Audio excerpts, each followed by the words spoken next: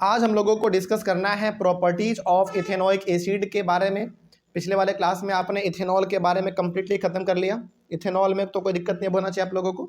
चलिए, इथेनॉल में कोई दिक्कत नहीं है तो आज हम लोग बढ़ेंगे अपने चैप्टर को और आगे लेकर चलेंगे। और टॉपिक हम लोग आज डिस्कस करेंगे प्रॉपर्टीज ऑफ इथेनोइक एसिड। इस टॉपिक में हम लोग पूरी तरीके से बात केवल और केवल इथेनोइक एसिड के बारे में ही करने वाले हैं। ठीक है, चलिए शुरू करते हैं। सबसे पहला इसमें लिखा गया प्रॉपर्टी इसका कि ethanoic acid is commonly called acetic acid. याद रखिएगा, इथेनोइक एसिड को हम लोग कई बार प्यार से एसिटिक एसिड भी कह देते हैं। तो कहीं पर एसिटिक एसिड रहे या फिर इथेनोइक एसिड रहे, दोनों का मतलब आपको सेम समझना है क्योंकि सेम होता है। ठीक है, vinegar contains about 5 to 8% of ethanoic acid. Vinegar का मतलब समझते हैं क्या होता है? सिरका। सिरका एक तरीके से, हाँ वही।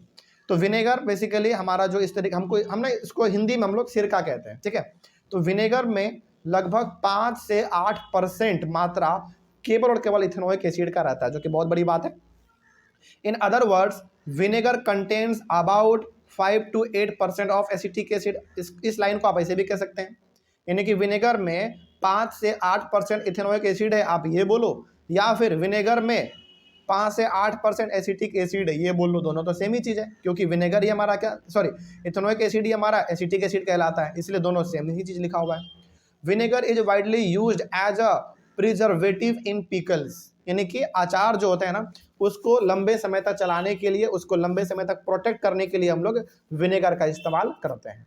ठीक है, ये आपकी मम्मी लोग इसका इस्तेमाल करती होंगी घर में, आप पूछेंगे तो आपको पता चल जाएगा। ठीक है, the melting point of pure ethanoic acid is 290 kelvin. जो हमारा प्योर इथेनोइक एसिड होता है उसका मेल्टिंग पॉइंट होता है कितना? 290 केल्विन। ठीक है, अच्छा, मेल्टिंग पॉइंट मतलब वो मेल्ट होने लगेगा। ठीक है, मतलब पिघलने लग जाएगा 290 केल्विन पे। ठीक है, आगे बढ़ते हैं। When pure ethanoic acid is cooled it freezes to form a colourless ice like solid, यानी कि यदि हम लोग प्योर इथेनोइक एसिड को ठंडा कर देंगे ना तो वो बिल्कुल जम जाएगा, पूरा एकदम बर्फ का जैसा बन जाएगा। और बर्फ बनने के बाद बिल्कुल जो बर्फ का टुकड़ा आपको दिखने में लगता है ना, कलरलेस व्हाइट, कुछ इसी प्रकार का हमारा इथेनोइक एसिड भी हो जाता है। कब? जब हम लोग इसको ठंडा कर देते हैं तब। तो याद रखिएगा, जब हम लोग प्योर इथेनोइक एसिड को कूल कर देते हैं, यानी कि ठंडा कर देते हैं, तो वो जम जाता है और जमने के बाद बिल्कुल एक सॉलिड आइस बन जाता है और वो बिल्कुल व्हाइट बनता है, कलरलेस। ठीक है, आगे। Due to this pure ethanoic acid is also called glacial ethanoic acid और ग्लेशियल एसिटिक एसिड। इसको जमा देने के बाद, यानी कि ठंडा कर देने के बाद ये सॉलिड बन जाता है, इसीलिए हम लोग इसको एक और नाम से भी जानते हैं, ग्लेशियल इथेनोइक एसिड। याद रखिएगा, कोई पूछे कि बताओ इथेनोइक एसिड को हम लोग ग्लेशियल इथेनोइक एसिड के नाम से क्यों जानते हैं? इसलिए जानते हैं क्योंकि इसको ठंडा देने के बाद, यानी कि इसको फ्रीज कर देने के बाद ये बिल्कुल सॉलिड बन जाता है और कलरलेस हो जाता है, इसलिए हम लोग इसको ग्लेशियल इथेनोइक एसिड भी बोलते हैं। या फिर आप चाहो तो इसको ग्लेशियल एसिटिक एसिड भी बोल दो, क्योंकि दोनों तो सेम ही चीज़ है। ठीक है, चलिए, ये हो गया हमारा इथेनोइक एसिड का कुछ प्रॉपर्टी, कुछ इसका विशेषता। अब देखेंगे कि इथेनोइक एसिड का रिएक्शन किस किस तरीके से है। तो रिएक्शंस ऑफ इथेनोइक एसिड में सबसे पहले हम लोग पढ़ेंगे स्टरीफिकेशन रिएक्शन। इसमें क्या है स्टरीफिकेशन रिएक्शन में? चलिए इसके बारे में हम लोग थोड़ा बात कर लेते हैं। कहा जा रहा है पहले पॉइंट में, the reaction in which esters are formed are called esterification reaction. अब सवाल है कि सर स्टरीफिकेशन रिएक्शन है क्या? याद रखिएगा, जिस रिएक्शन में एस्टर फॉर्म हो जाए, यानी कि जो रिएक्शन हम लोग करेंगे और उस रिएक्शन से यदि हम लोगों को एस्टर मिल जाए तो उसी को हम लोग कहेंगे स्टरीफिकेशन रिएक्शन। फिर सवाल ये है कि सर एस्टर क्या होता है? चलो उसके बारे में भी अभी हम लोग समझेंगे, एग्जांपल लेंगे ना, आपको समझ में आ जाएगा कि आखिर एस्टर होता क्या है। ठीक है, लेकिन अभी फिलहाल आप इतना याद रखिए कि जिस रिएक्शन में एस्टर हमारा फॉर्म हो जाए, एस्टर बन जाए, उसी को हम लोग स्टरीफिकेशन रिएक्शन बोलते हैं। आगे, esters are formed by the reaction of an acid and an alcohol. अब ये एस्टर जो है, अभी हालांकि आपने एस्टर का मतलब समझा नहीं है होता क्या है, लेकिन एस्टर जो बनेगा वो कब बनता है? जब हम लोग रिएक्शन करवाते हैं एक एसिड का, किसके साथ? अल्कोहल के साथ। तो जब एसिड अल्कोहल के साथ रिएक्शन करेगा तब जाकर हमारा एस्टर बनता है। अब चलो फाइनल एग्जांपल भी देख लेते हैं क्या होता है। देखो, ethanoic acid reacts with pure ethanol. याद कीजिए, इथेनोइक एसिड क्या है आपका? एक एसिड है, और इथेनॉल क्या है आपका? एक अल्कोहल है। ठीक है, in the presence of an acid catalyst to give an ester, यानी कि आपने अभी तुरंत पढ़ा कि एस्टर हमारा कैसे बनेगा? जब एक एसिड एल्कोहल के साथ रिएक्ट करेगा तब जाके हमारा एस्टर बनता है। तो यहाँ पे एसिड आपका कौन सा होगा, इथेनोइक एसिड हो जाएगा, और एल्कोहल आपका इथेनॉल हो जाएगा। इन दोनों का आपस में रिएक्ट करवाते हैं। चलो CH3COOH ये आपका इथेनोइक एसिड है, और CH3CH2OH ये आपका इथेनॉल है जो कि अल्कोहल होता है एक। और यहाँ पे आप कैटेलिस्ट दे रहे हैं क्या, एक एसिड, कुछ भी आपका एसिड हो सकता है, एसिड के तौर पे आपको कुछ भी हो सकता है वो। और याद कीजिए कैटेलिस्ट क्या होता था, ऐसा सबस्टांस जिसको रिएक्शन में मिला देने के बाद वो रिएक्शन को थोड़ा सा फास्ट कर देता है, लेकिन उसके मिलाने से क्या रिएक्शन में कोई प्रभाव पड़ता है, कोई प्रभाव नहीं पड़ता। तो इन दोनों को हम आपस में रिएक्ट करवा रहे हैं, लेकिन किसी कैटेलिस्ट के प्रेजेंस में, वो एसिड कोई भी हो सकता है। तो यहाँ पे जो आपका बनेगा रिजल्ट वो क्या है, CH3COOC2H5, यही है आपका एस्टर, यही आपका एस्टर। इसको आप याद रखिएगा। अब एस्टर के बारे में थोड़ा सा और जान लेते हैं कि अब ये एस्टर होता है क्या है भाई। देखो, esters are sweet smelling substances, यानी कि एस्टर जो है ना बहुत ही खूबसूरत महकता है, ये बहुत अच्छा, मतलब इसको आप एक बार सूंघ लोगे ना एक तरीके से परफ्यूम आपको लगेगा ऐसा है। तो एस्टर हमारा बेसिकली एकदम स्वीट स्मेलिंग सबस्टांस से बहुत अच्छा ये महकता है।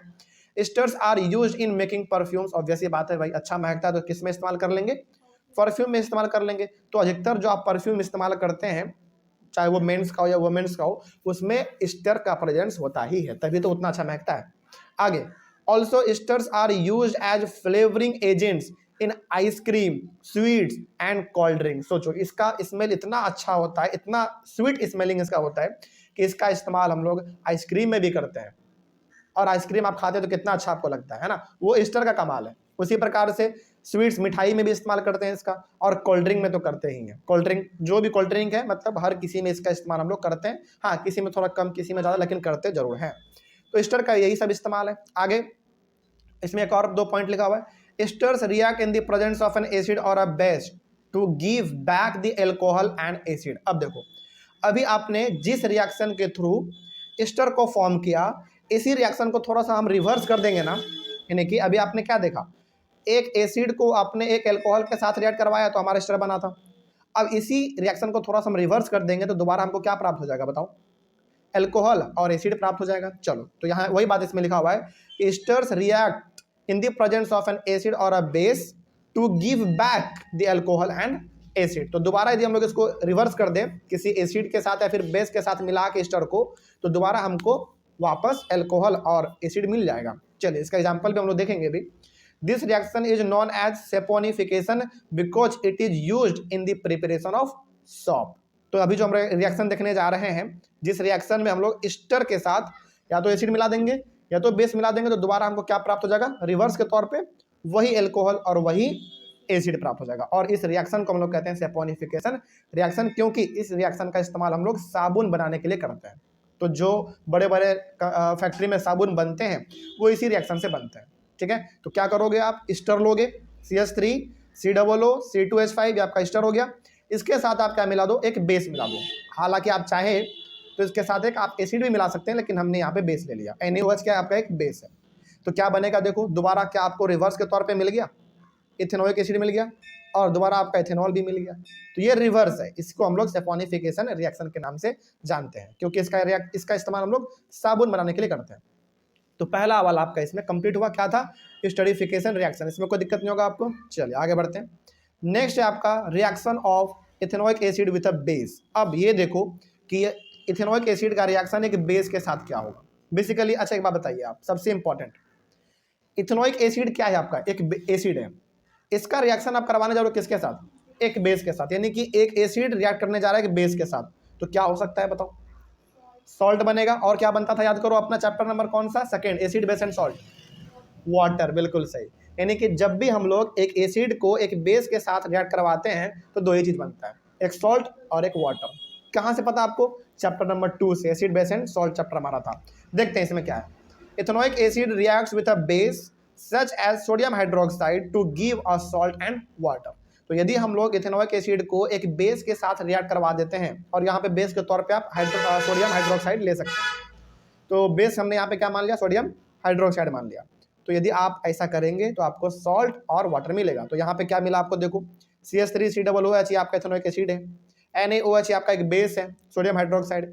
इन दोनों का आपस में आप रिएक्ट करवाओगे, आपको मिलेगा CH3COO, Na का मतलब सोडियम, तो ये हमारा सोडियम सॉल्ट है, सिंपल सा। इसको हम लोग हालांकि इसको बोलते हैं सोडियम एसीटेट, ठीक है, लेकिन ये है क्या, एक सॉल्ट है, लेकिन ये सॉल्ट खाने वाला नहीं है, याद रखिएगा, ये खाने वाला नहीं है। खाने वाला सॉल्ट कौन होता है, NaCl, सोडियम क्लोराइड, के लिए खाने वाला नहीं है, ये केमिकल के तौर पे।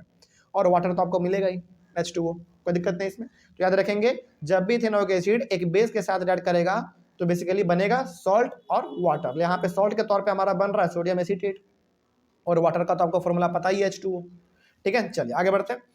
अगला है आपका reaction of carbonates and hydrogen carbonates. इसमें हम लोग कार्बोनेट्स का और हाइड्रोजन कार्बोनेट्स का रिएक्शन देखने वाले हैं। देखा जाए इसमें क्या है। Ethanoic acid reacts with carbonates and hydrogen carbonates to give a salt, water and carbon dioxide. यानी कि इसमें हम लोग बेसिकली एक इथेनॉइक एसिड का रिएक्शन कार्बोनेट के साथ और हाइड्रोजन कार्बोनेट के साथ देखने जा रहे हैं। यदि इथेनॉइक एसिड कार्बोनेट और हाइड्रोजन कार्बोनेट के साथ रिएक्ट करता है तो तीन चीज आपको मिलेगा। पहला मिलेगा सॉल्ट, दूसरा वाटर और तीसरा कार्बन डाइऑक्साइड। चलिए अब इसका थोड़ा सा रिएक्शन भी देख लो आप एग्जांपल के तौर पे। जैसे यहाँ पे आपका CH3COOH क्या है, आपका एक इथेनॉइक एसिड है। Na2CO3 क्या है, आपका सोडियम कार्बोनेट है। Na2 का मतलब, Na का मतलब सोडियम और CO3 का मतलब कार्बोनेट, तो सोडियम कार्बोनेट क्या बना, देखो CH3COONA यानी कि सॉल्ट बनेगा, और सोडियम एसीटेट है बेसिकली आपका जो ऊपर में था, H2O वाटर और CO2 कार्बन डाइऑक्साइड। वही सेम चीज आपका यहाँ पे भी बनेगा। CH3COOH आपका इथेनॉइक एसिड है, NaHCO3 आपका सोडियम हाइड्रोजन कार्बोनेट है, और रिजल्ट के तौर पे आपका वही बनेगा, इसमें कोई बदलाव नहीं। यहाँ पे केवल बदल क्या गया, ये दोनों भी सेम है, ये दोनों भी सॉरी ये दोनों सेम है, ये दोनों भी सेम है, ये दोनों भी सेम है, ये दोनों भी सेम है। बस फर्क क्या हो गया, यहाँ पे सोडियम कार्बोनेट था तो यहाँ पे सोडियम हाइड्रोजन कार्बोनेट हो गया, बाकी रिएक्शन तो सेम ही है। कोई डाउट होगा अब इसमें। चलिए इस तरीके से आपका ये वाला भी टॉपिक खत्म हो गया। इथेनॉइक एसिड का क्या प्रॉपर्टी था, ये वाला टॉपिक कंप्लीट हो गया। इसमें कोई दिक्कत नहीं होना चाहिए मेरे हिसाब से। कोई डाउट रहा क्या आप लोगों को? चलिए ऑनलाइन वाले बच्चे कहीं पर डाउट रहा होगा तो आप लोग एक बार कमेंट कीजिएगा। हम लोग अपने अगले वाले क्लास में डिस्कस करेंगे एक नया टॉपिक का नाम होगा, और जो कि लास्ट चैप्टर, इस चैप्टर का सबसे लास्ट टॉपिक है, सॉप्स एंड डिटर्जेंट्स। ठीक है, चलिए मिलते हैं हम लोग अपने अगले वाले क्लास में। Thank you very much. इस चैप्टर का जो हमारा सबसे लास्ट टॉपिक है और बहुत इंपॉर्टेंट भी है, वो है आपका सॉप्स एंड डिटर्जेंट्स। यानी कि इस चैप्टर का जो सबसे लास्ट टॉपिक है वो है आपका साबुन और सरफ के बारे में। ठीक है, जो साबुन हम लोग अपने घरों में इस्तेमाल करते हैं वही वाला है, और वो डिटर्जेंट जो हम लोग अपने कपड़े को धोने के लिए सरफ इस्तेमाल करते हैं वही हम लोग इसमें पढ़ेंगे। बेसिकली हम लोग इसमें ये देखने वाले हैं कि साबुन और सरफ किस तरीके से काम करता है। ठीक है, देखते हैं। सबसे पहला इसमें जो पॉइंट लिखा हुआ है उसको देखेंगे, और ये डायग्राम भी बहुत इंपॉर्टेंट है, तो ये डायग्राम भी आप लोग अपने सामने खोल के रखेंगे अपने एनसीईआरटी बुक में, तो बहुत इंपॉर्टेंट आपके लिए रहेगा। पहला पॉइंट इसमें लिखा हुआ है, if we wash our dirty hands with water alone they do not get cleaned. देखो कई बार क्या होता है ना, यदि हमारे हाथों में गंदगी लगी हुई है तो नॉर्मली पानी से धोते हैं ना तो पूरी तरीके से वो साफ नहीं होता। जैसे कई बार हमारे हाथ में यदि तेल लग जाता है तो तेल लगने की वजह से क्या हाथ पानी में जाके धोते हैं तो क्या वो पूरी तरीके से साफ हो पाता है आपका? नहीं हो पाता। लेकिन यदि बात करें मिट्टी का, धूल का, वो तो साफ हो जाता है, लेकिन तेल हमारा इसमें सबसे बड़ा खराब चीज़ है ना। मतलब हाथ में एक बार लग जाए और आप चाहोगे कि केवल उसको पानी से साफ कर लिया जाए, वो साफ होता बिल्कुल भी नहीं है। ठीक है, पहला बात वही इसमें कहा गया था। But if we use some soap और detergent powder the cleaning becomes very easy. बिल्कुल सही बात है। लेकिन यदि वही थोड़ा सा हम लोग अपने हाथ में तो साबुन रगड़ लें या फिर अपने हाथ में थोड़ा सा सरफ लेके अपने हाथ को रगड़ ले तो पूरी तरीके से हमारा हाथ साफ हो जाता है। तो ऐसा कुछ तो खास बात रहा होगा साबुन या फिर सरफ में, तो हमारा जो कि हमारा हाथ पूरी तरीके से साफ कर दिया, उसी के बारे में पढ़ेंगे कि आखिर वो काम कैसे करता है। ठीक है, नेक्स्ट पॉइंट है, soaps and detergents are used for washing clothes, cleaning our body, cleaning utensils etcetera. ये तो बिल्कुल कहने वाली बात नहीं है, क्योंकि इसका इस्तेमाल आप जानते हैं कि आखिर हम लोग सरफ और साबुन का इस्तेमाल क्यों करते हैं। ज़्यादातर साबुन का इस्तेमाल हम लोग नहाने के लिए करते हैं, सरफ का इस्तेमाल ज़्यादातर हम लोग अपने कपड़ों को धोने के लिए करते हैं, है ना। चल इसी के बारे में हम लोग यहाँ पे डिस्कस करेंगे। अब इसमें बेसिकली देखा ये जा सकता है कि सॉप्स और डिटर्जेंट्स इतना इंपॉर्टेंट टॉपिक है ना, मतलब समझिए इसको ध्यान से कि इतना इंपॉर्टेंट टॉपिक है कि कई बार इसको सीबीएसई ने पूछा है। आपको सैंपल पेपर कभी उठा के देखने का मौका मिलेगा तो आप देखिएगा इसमें लिखा हुआ रहेगा साफ साफ कि सॉप्स और डिटर्जेंट्स का क्लीनिंग एक्शन किस तरीके से है, यानी कि वो कैसे काम करता है उसके बारे में थोड़ा सा बताओ, तो आपको बताना पड़ेगा। तो सॉप कैसे काम करता है वो भी देखेंगे, और डिटर्जेंट कैसे काम करता है वो भी हम लोग इसमें देखने वाले हैं। तो बहुत ध्यान से समझेंगे, और ये वाला डायग्राम एनसीईआरटी में बिल्कुल आप अपने सामने खोल के रखिए, इसी से आपको हम समझाने वाले हैं। क्या लिखा हुआ देखा जाए, the molecules of soap are sodium और potassium salts of long chain carboxylic acid. Simply पहले पॉइंट में आपको यह कहा जा रहा है कि साबुन जो बने हुए होते हैं ना, वो किससे बने हुए होते हैं? सोडियम या फिर पोटासियम सॉल्ट से। कहने का मतलब साबुन जो आपका बनता है वो ज़्यादातर सोडियम या फिर पोटासियम सॉल्ट से बने होते हैं, जो कि लंबे कार्बोक्सिलिक एसिड का चेन का हिस्सा होता है। अच्छा, अब याद करो, आपको कार्बोक्सिलिक एसिड क्या था? आपको याद है कार्बोक्सिलिक एसिड सिंपल सा हमारा एक फंक्शनल ग्रुप था। उसमें हम लोग अलग अलग कंपाउंड बनाते थे और उसके लास्ट में हम लोग उसका फॉर्मूला लगा देते थे। तो वही आप क्या समझो, यहाँ पे ऐसे समझो कि सोडियम का है एटम और उसमें आप क्या जोड़ दिए हो? कार्बोक्सिलिक एसिड का फॉर्मूला जोड़ दिए हो। या फिर पोटासियम का सॉल्ट है, उसके साथ आप क्या जोड़ चुके हैं? कार्बोक्सिलिक एसिड का फॉर्मूला जोड़ चुके हैं। तो ये जो आप बेसिकली सोडियम के साथ या फिर पोटासियम सॉल्ट के साथ कार्बोक्सिलिक एसिड को जोड़ दे रहे हैं, इसी तरीके से हमारा सॉप बनता है, यानी कि साबुन बनता है। तो आपको यहाँ पे जो ध्यान में रखना है बात, वो ये रखना है कि साबुन बेसिकली किससे मिलके बने होते हैं? साबुन बेसिकली या तो सोडियम या फिर पोटासियम सॉल्ट के लंबे कार्बोक्सिलिक एसिड से बने हुए होते हैं। कोई दिक्कत नहीं होगा इसमें। चलिए आगे बढ़ते हैं। A soap molecule is made up of two parts, a long hydrogen part, a long hydrocarbon part and a short ionic part. अब ये जो सॉप का मॉलिक्यूल है बेसिकली आप साबुन समझो। अब ये जो साबुन है ना बेसिकली दो चीजों से मिलकर बना होता है। पहला है एक लंबा हाइड्रोकार्बन पार्ट और दूसरा है आपका एक छोटा सा आयनिक पार्ट। अब ये है कहाँ पे, चलो उसको दिखाते हैं। आप कुछ देर के लिए एज्यूम करो कि जो डायग्राम आपका जहाँ पे बना हुआ है ना, जिस पेज पे बना हुआ है, आप एज्यूम करो कि उस पेज पे क्या गिर गया है? एक बूंद तेल गिर गया है, जो कि आपको येलो कलर का दिख रहा होगा, येलो। तो एज्यूम करो कि जो आपको व्हाइट पेज दिख रहा है, इस ये व्हाइट पेज ना आपका बेसिकली क्लॉथ है। मान लीजिए आपका ये व्हाइट शर्ट है और इस व्हाइट शर्ट पे आपका एक बूंद ये तेल गिर गया, जो कि येलो कलर का है। अब इसमें ना आप दो चीज देख पा रहे होगे, एक बिल्कुल एक जिगजैग लाइन है, बिल्कुल जिगजैग, यानी कि ऊपर नीचे ऊपर नीचे ऊपर नीचे, ये वाला यही है आपका लंबा हाइड्रोकार्बन पार्ट। ठीक है, इस बात को आप ध्यान में रखेंगे।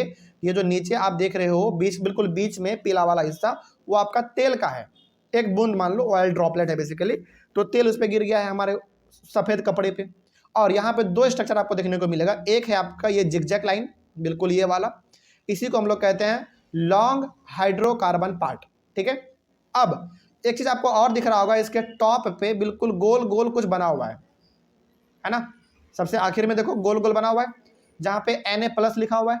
एक तरीके से सोडियम का ये बात कर रहा है। क्यों सोडियम का बात किया बताओ?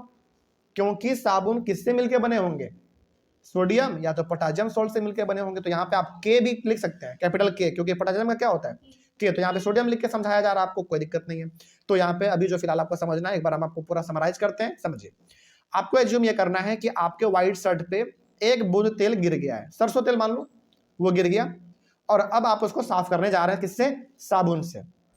साबुन से आप उसको साफ करने जा रहे हैं। आपने इस तेल पे साबुन रगड़ भी दिया, तो वहां पे आपको साबुन का दो स्ट्रक्चर देखने को मिल रहा है। पहला ये लंबा वाला जिसको हम लोग कहते हैं हाइड्रोकार्बन पार्ट, ठीक है, और ये जो आप बीच ऊपर ऊपर में देख रहे हैं गोल गोल वाला जिसमें Na+ लिखा हुआ है, ये है आपका आयनिक पार्ट। याद कीजिए करो जरा, आयन क्या होता था? चार्ज पार्टिकल को ही हम लोग कहते हैं आयन। तो क्या ये Na के ऊपर यदि प्लस लिखा हुआ है, मतलब इसके पास कैसा चार्ज है? पॉजिटिव चार्ज है। तो इसमें दो पार्ट हो गया आपका, एक लॉन्ग हाइड्रोकार्बन वाला और दूसरा आपका आयनिक पार्ट, जो कि उसके टॉप पे हर जगह पे जुड़ा हुआ है इस तरीके से। कोई दिक्कत नहीं, चलिए आगे बढ़ते हैं फिर। The long hydrocarbon part of the shop molecule is soluble in oil. समझिए, बहुत ध्यान से समझिएगा इसको, कि ये जो आपको लंबा वाला हाइड्रोकार्बन पार्ट दिख रहा है, ये तेल में पूरी तरीके से घुल जाता है। यानी कि जैसे ही हम लोग, जैसे मान लीजिए कि कपड़े पे तेल गिरा हुआ है और जैसे हमने उसके ऊपर साबुन चलाया, वैसे ही ये लंबा हाइड्रोकार्बन वाला जो पार्ट है ये तेल में पूरी तरीके से घुल जाता है। ठीक है, आप यहाँ पे ऑयल की जगह पे डर्ट भी बोल सकते हैं, गंदगी भी बोल सकते हैं, क्योंकि गंदगी को भी हम लोग साफ करने के लिए साबुन का इस्तेमाल करते हैं। तो ये लॉन्ग हाइड्रोकार्बन पार्ट किस में पूरी तरीके से घुल जाएगा? बताओ जल्दी। तेल में, यानी कि डर्ट में। So it can attach to the oil particles present on dirty clothes. तो जैसे ही ये हमारा लॉन्ग हाइड्रोकार्बन पार्ट तेल के साथ घुल जाएगा, मिल जाएगा, तो एक तरीके से वो लॉन्ग हाइड्रोकार्बन पार्ट क्या हो गया? उसके साथ अटैच हो गया ना। अब बात करते हैं आयनिक का। आयनिक में क्या देखो, on the other hand the short ionic part of the salt molecule is soluble in water, so it can attach to the water particles in which the salt is dissolve and dirty cloth is dipped. यहाँ पे दो बात समझो। अब सबसे पहले आपने क्या किया, कपड़े के ऊपर आपने एज्यूम किया कि हमारा एक बूंद सरसों का तेल गिरा हुआ है। अब ऑब्वियस ही बात है, सरसों का तेल गिरा हुआ है तो आप उसको साबुन से हटाना चाहोगे। तो जैसे ही आपने उसके ऊपर साबुन एक बार चला दिया तो वहाँ पे साबुन का दो स्ट्रक्चर आपको देखने को मिला, एक लॉन्ग हाइड्रोकार्बन पार्ट और एक शॉर्ट आयनिक पार्ट। तो लॉन्ग हाइड्रोकार्बन पार्ट आपका ये जिगजैग वाला है और शॉर्ट आयनिक पार्ट आपका कौन सा है, वो ये गोल गोल जो आपको दिख रहा है, ये पूरा आपका क्या है, शॉर्ट आयनिक पार्ट है। अब इसमें आपने अभी तुरंत ये देखा, ये जो लॉन्ग हाइड्रोकार्बन पार्ट है ये किसके साथ घुल जाता है, ऑयल के साथ घुल जाता है। और ये जो आप देख रहे हैं आयनिक पार्ट शॉर्ट वाला, ये किसके साथ घुल जाएगा, वाटर के साथ। ठीक है, अब क्या होता है फिर, अब ये देखो, दस the shop molecules form structure called measles. अब ये जो आप स्ट्रक्चर देख रहे हो ना, इसी को हम लोग कहते हैं मिसिल्स। यानी कि जब हम लोग कपड़े के ऊपर तेल गिर जाता है, उसके ऊपर साबुन चला देते हैं, तो वहाँ पे ऐसा स्ट्रक्चर बनता है। क्या ये स्ट्रक्चर आपको दिखता है क्या, नहीं, क्योंकि ये माइक्रोस्कोपिक स्ट्रक्चर है, इसको माइक्रोस्कोप से देखा जा सकता है, तो ऐसा स्ट्रक्चर बनेगा। इसी को हम लोग कहते हैं मिसिल्स। अब इसको ना थोड़ा सा आप एज्यूम करो इस तरीके से, और इसको आप ऐसे सपोज करो कि एक तरफ आपका ये बीच में है तेल, उससे जुड़ा हुआ है कौन, लॉन्ग हाइड्रोकार्बन पार्ट, और उसके भी बाहर कौन जुड़ा हुआ है, शॉर्ट आयनिक पार्ट जुड़ा हुआ है। तो एक तरीके से ये क्या कर रहा है पता है, कपड़े में से जो तेल है उसको बाहर की ओर एक तरीके से खींच रहा है। आप इसको ऐसे सपोज करो कि बीच में हमारा तेल का पार्टिकल है और ये दोनों मिलकर उसको क्या कर रहे हैं, खींच रहे हैं। और जब ये लगातार चलता रहेगा ना, तो एक समय ऐसा आता है जब ये ऑयल का जो ड्रॉपलेट है एक तरीके से कपड़े से पूरी तरीके से उखड़ जाता है और पानी में मिल जाता है। और पानी में मिलने के बाद फिर हम लोग अपने कपड़े को आराम से धो के बाहर निकाल देते हैं। ऐसा आपको इसमें एज्यूम करना है। आप खुद देखो ना, इसमें थोड़ा एज्यूम करो, आपको लग रहा होगा कि ये दोनों का दोनों मिल के आपस में क्या कर रहे हैं, इस तेल को एकदम हाथ लगाए हुए हैं बीच में और जोर से अपनी ओर खींच रहे हैं। ऐसा कुछ आपको लग रहा होगा इसमें, और इसी तरीके से हमारा काम करता है ये। ठीक है, आगे हाँ, micelles where long hydrocarbon part is towards the oil droplet while the short ionic part faces outside यानी कि टुवर्ड्स वाटर। तो इसमें आप ये देख रहे हैं कि जो लॉन्ग हाइड्रोकार्बन पार्ट है ये ऐसा लग रहा है कि पानी की ओर, मतलब कि तेल की ओर जा रहा है, और ये जो शॉर्ट आयनिक पार्ट है आप ऐसा लगता है कि बाहर की ओर उसको खींच रहा है ना। यानी कि हाइड्रोकार्बन वाला पार्ट जो ये अंदर की ओर जाते हुए दिख रहा है, तेल के अंदर जाते हुए दिख रहा है, और ये शॉर्ट आयनिक पार्ट ये बाहर की ओर दिख रहा है, मतलब इसको ये खींच रहा है। तो जब ऐसा होगा तो एक समय ऐसा आएगा जब पूरा का पूरा ऑयल ड्रॉपलेट आपका वहाँ से उखड़ जाएगा और पानी में वो मिल जाएगा। ठीक है, तरीके से इसको हाथ लगा के खींचा जा रहा है। This forms an emulsion in water. Emulsion का मतलब क्या हो गया बताओ, यदि यानी कि ऐसा जब चलता रहेगा तो एक समय ऐसा आता है जब पूरा का पूरा आपका कपड़ा, मतलब पूरा पानी जो आपका वो साबुन के फेन से भर जाता है, और ऐसा स्ट्रक्चर बहुत बार बनने के वजह से ही हो पाता है। और एक समय ऐसा आता है जब आपका पूरी तरीके से तेल बाहर निकल जाता है, और जब तेल बाहर निकल जाता है तो वो पानी के ऊपर फ्लोट करने लगता है। फिर आप उस पानी को हटाते हो, कपड़े को फलार के बाहर निकाल देते हैं। इसी तरीके से आपका काम चलता है। Thus the soap micelle helps in dissolving the dirt in water and we can wash our clothes clean. तो सॉप मिसिल्स जो ये बनता है, लास्टली हमारा तेल वहां से कपड़े से उखड़ जाता है और वो पानी में मिल जाता है। पानी में मिल गया, फिर हम लोग उस पानी को बाहर निकाल देते हैं बाल्टी से, और फिर उसमें दोबारा नया पानी भर के कपड़े को फलार के बाहर निकाल देते हैं। इसी तरीके से आपका साबुन काम करता है, कोई दिक्कत नहीं इसमें। चल, इस तरीके से आपका सॉप वाला काम कंप्लीट हुआ। ऐसे हमारा साबुन काम करता है।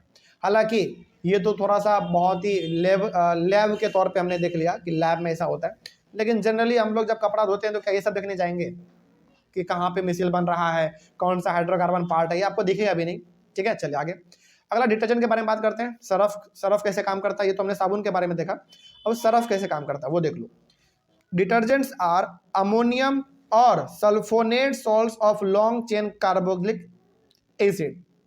देखो, साबुन जो है वो सोडियम या फिर पोटासियम सॉल्ट का लंबा कार्बोक्सिलिक एसिड होता है। ठीक है, लेकिन जो आपका सरफ है वो या तो अमोनियम का या फिर सल्फोनेट का, इनका लंबा कार्बोक्सिलिक एसिड का चेन होता है। ठीक है, इसमें दोनों में डिफरेंस है। अभी दोनों में डिफरेंस बिटवीन भी आपको करा देंगे, क्योंकि सीबीएसई ने कई बार वो चीज़ पूछा है। The cleaning action of a detergent is similar to that of a soap. यानी कि जिस तरीके से आपने देखा कि साबुन जब हम लोग किसी कपड़े पर रगड़ते हैं तो मिसिल बनता है, फिर हमारा ऑयल ड्रॉपलेट वहाँ से उखड़ के पानी में मिल जाता है, ठीक इसी प्रकार का कुछ एकदम सेम टू सेम हमारा डिटर्जेंट के साथ भी होता है। कहने का मतलब जिस तरीके से काम हमारा सरफ करता है, मतलब जिस तरीके से हमारा काम साबुन करता है उसी तरीके से काम हमारा सरफ भी करता है। दोनों का लगभग काम सेम है, सेम स्ट्रक्चर बनता है, लेकिन दोनों को बनाने का तरीका अलग है। साबुन में हमारा कुछ और चीज़ों से बनता है, डिटर्जेंट हमारा कुछ और चीज़ों से बनता है। ठीक है, आगे detergents are usually used to make shampoos and products for cleaning clothes. Detergent का इस्तेमाल हम लोग ज़्यादातर जो करते हैं अपने कपड़ों को धोने के लिए तो करते ही हैं, साथ ही साथ इसका इस्तेमाल हम लोग शैम्पू को बनाने के लिए भी करते हैं, और भी अलग अलग प्रकार के ऐसे चीज़ जिससे हम लोग अपने कपड़ों को साफ करते हैं। ठीक है, उसका इस्तेमाल हम लोग करते हैं, अपने डिटर्जेंट्स को इस्तेमाल करते हैं उस चीज़ को बनाने के लिए, बेसिकली आप ये भी कह सकते हैं। तो डिटर्जेंट्स उसी तरीके से काम करेगा जिस तरीके से साबुन काम करता है, और डिटर्जेंट का इस्तेमाल हम लोग ज़्यादातर शैम्पू बनाने के लिए इस्तेमाल करते हैं, और भी वैसे सामान जिसको कि हम लोग अपने कपड़े को धोने के लिए इस्तेमाल करते हैं। ठीक है, चलिए ये तो हमारा टॉपिक कंप्लीट हो गया, लेकिन इसमें से एक हमारा बहुत ही इंपॉर्टेंट हिस्सा बच रहा है, difference between soaps and detergents. लगभग 5 पॉइंट हमने लिख दिए हैं, इन 5 पॉइंट को आप थोड़ा सा ध्यान से देखिए, और ये कई बार सीबीएसई ने पूछा है, इस क्वेश्चन को रिपीट किया है, ठीक है ना, कि आखिर सोप और डिटर्जेंट में डिफरेंस क्या है। तो चलिए इसके बारे में हम लोग डिफरेंस भी देख लेते हैं। हालांकि ये डिफरेंस एनसीईआरटी में नहीं है, लेकिन सीबीएसई ने इसको पूछा है, चलो देखते हैं। पहला डिफरेंस दोनों में तो वही रहेगा कि साबुन किस चीज़ से बनता है और सरफ किस चीज़ से बनता है। तो साबुन आपका सोप्स आर सोडियम और potassium salts of long carboxylic acid, simple सी बात है। और डिटर्जेंट्स में डिटर्जेंट्स आर अमोनियम और sulphonate salts of long chain carboxylic acid, दोनों पहला वही है। अगला, soft work well in soft water, यानी कि साबुन जो है ना ज़्यादा अच्छा काम करता है सॉफ्ट वाटर में। सॉफ्ट वाटर का मतलब क्या हो गया, नॉर्मल आपके घर का जो नल का पानी है ना वो आपका सॉफ्ट वाटर है, नॉर्मल, ठीक है, उसमें साबुन अच्छा काम करता है। लेकिन डिटर्जेंट जो है वो काम करेगा दोनों में, सॉफ्ट वाटर में भी और हार्ड वाटर में भी। हार्ड वाटर का ना हालांकि डेफिनेशन तो कुछ और होता है, लेकिन इसका सबसे अच्छा एग्जांपल आपको देते हैं। मान लीजिए कि आपके पास एक बाल्टी पानी है और उसमें थोड़ा सा ना धूल मिल गया है, गलती से मिट्टी मिल गया है, उसमें भी आप साबुन को घोलोगे ना, मतलब सरफ को घोलोगे तो वो भूल जाएगा, ऐसा होता है।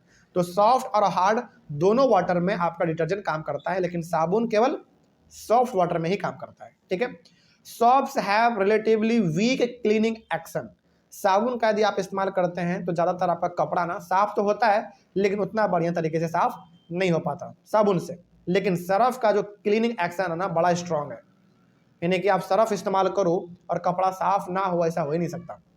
तो detergents have relatively strong cleaning action, यानी कि ये बहुत अच्छा काम करता है और कपड़ा आपका जल्दी साफ हो जाता है। Soaps are biodegradable. बायोडिग्रेडेबल का मतलब समझते हैं, मतलब आपका ऐसे समझो, मतलब कि साबुन ऐसा है कि यदि आप इसको कहीं फेंक भी दो ना तो ये सड़ जाएगा, गल जाएगा, मिट्टी में मिल जाएगा। ठीक है, इससे कोई हमारे लैंड पे कोई हानिकारक फर्क नहीं पड़ेगा। ठीक है, लेकिन डिटर्जेंट जो है नॉन बायोडिग्रेडेबल है, यानी कि इसको यदि जमीन में कहीं पे आपने फेंक दिया तो आपका जमीन वो बंजर बना देगा, क्योंकि थोड़ा सा पावरफुल होता है ना। ठीक है, तो बायोडिग्रेडेबल का मतलब जो सड़ जाए, गल जाए, मिट्टी में मिल जाए, लेकिन डिटर्जेंट के साथ ऐसा नहीं होगा, वो आपके मिट्टी को बर्बाद कर देगा। ठीक है, soaps take more time to dissolve in water. साबुन जो है ना पानी में घुलने के लिए ज़्यादा समय लेता है, लेकिन क्या आपने देखा है सरफ क्या ज़्यादा समय लेता है? एक बार पानी में हम लोग सरफ डालते हैं और एक बार ऐसे हाथ घुमाते हैं, पूरा आपका बाल्टी फेन से भर जाता है ना। तो इस तरीके से आपका ये टॉपिक भी कंप्लीट हो गया, सोप्स और डिटर्जेंट में क्या डिफरेंस है ये आपका यहाँ पे खत्म हो गया। और इसी के साथ आज हमारा फाइनली ये चैप्टर जो था केमिस्ट्री का last chapter carbon and its compound complete हुआ। तो क्या अब आपको इस पूरे चैप्टर में कहीं पर भी कोई दिक्कत रहेगा, कहीं पर कोई दिक्कत रहा होगा, खास करके ऑनलाइन वाले बच्चे, तो आप लोग एक बार कमेंट कीजिएगा, आपके कमेंट का जवाब दिया जाएगा। और यहीं पे हमारा पूरा केमिस्ट्री क्लास 10th का खत्म हो गया। हमने पूरी कोशिश की है कि चैप्टर को बहुत ही बेहतरीन तरीके से सिंप्लीफाई कर दिया जाए और आपको बता दिया जाए। तो कुछ चीज़ें हैं इसमें जो हम लोगों ने अपने बोर्ड पे आके समझा है, कुछ चीज़ें हैं जो कि केवल स्क्रीन पे भी समझा जा सकता था तो हमने स्क्रीन पे भी समझ लिया। मोटा मोटी पूरी तरीके से कहा यह जा सकता है कि हमारा चैप्टर आज कम्प्लीटली खत्म हो चुका है। ठीक है ना, चलिए तो हम लोग मिलेंगे अपने अगले वाले क्लास में एक नए चैप्टर के साथ और एक नई शुरुआत के साथ। तब तक के लिए thank you very much and have a nice day.